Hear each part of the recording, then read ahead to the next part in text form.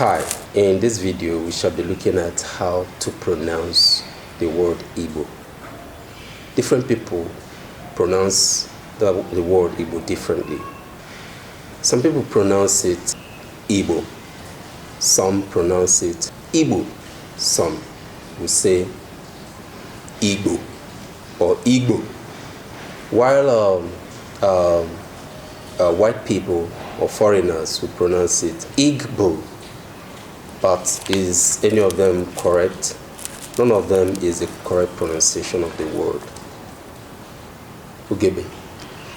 Gịnị ka anyị na-ekwu maka ya taata? Kedu ka esi akpọpụta okwu a igbe o mgbochi ume? Ịkpọpụta okwu a, gịnị ka ị ga-eme? Ị ga-ewere akara ụda ala tinye na i, tinyekwa na o, iwe kpọpụta ya Igbo. Ka mkpọkwa ya ọzọ Igbo. Igbo.